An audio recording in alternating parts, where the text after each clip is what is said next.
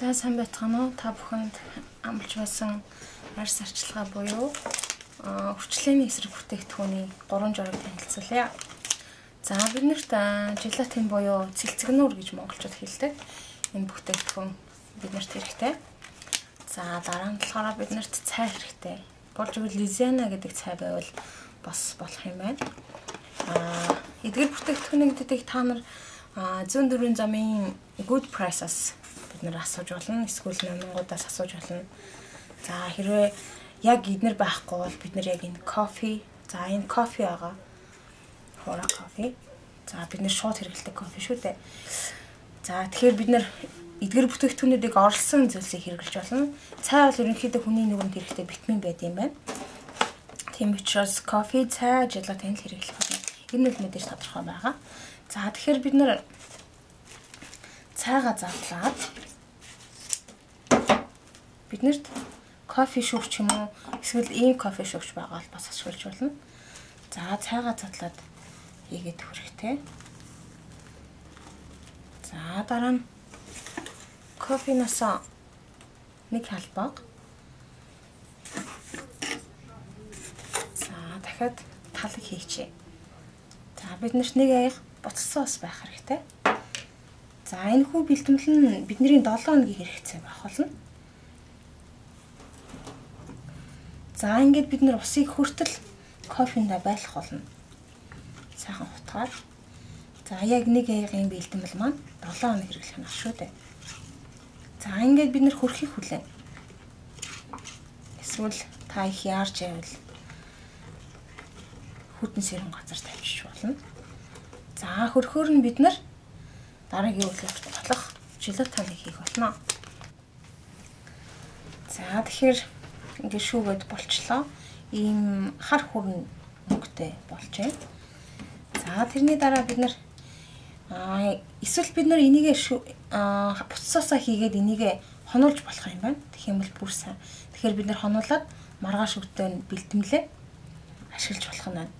Зөвхөн нүүр гэлтгүү гарын артлын хэсэг мөн хүзүүний хэсэгтээ тавьж хэрэгтэй. Яагаад гэхээр тэд нар бас хүчлэгддэг учраас. Хүзүү ялангуяа маш хүчлэгддэг учраас бид нар нүүртэйгээ хүзүүгээ зэрэг ашиглах хэрэгтэй. За желатиныг хийгээд багаар хийгээд утгаж өгөх хэрэгтэй.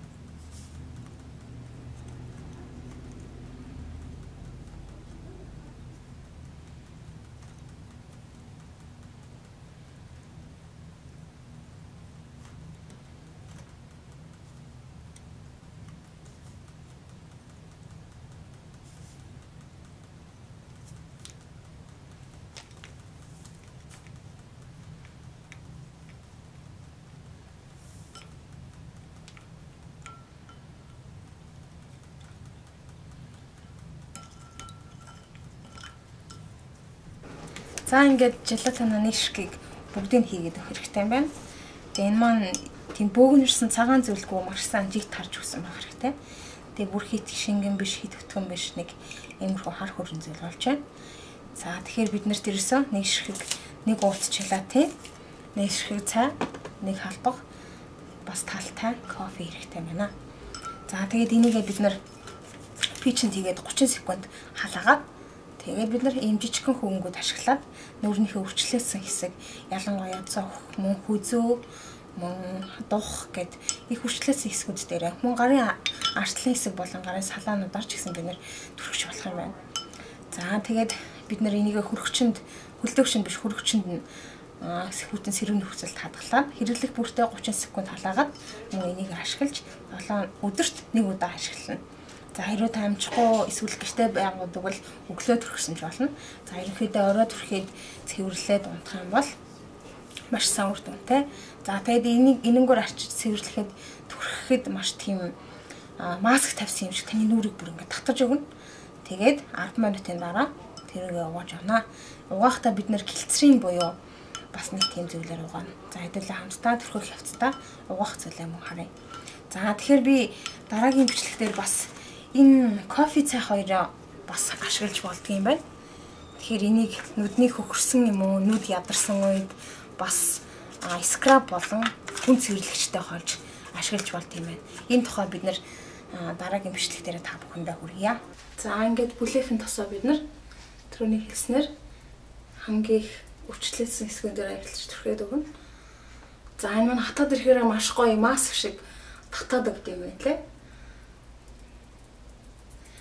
Энийг ээж 6 жилийн өмнө 2008 онд нэлээд үнэтэй зарагддаг $50-60 тэр үе $50-60 зарагддаг гэсэн тоснуудыг хараад өөрөө найрлагуудыг харж агаад зохиосон жур. Тэгэхээр 6 жилийн дотор 20 насаар залууж ийнэ гэдэг маань үнэхээр гайхалтай шүү дээ.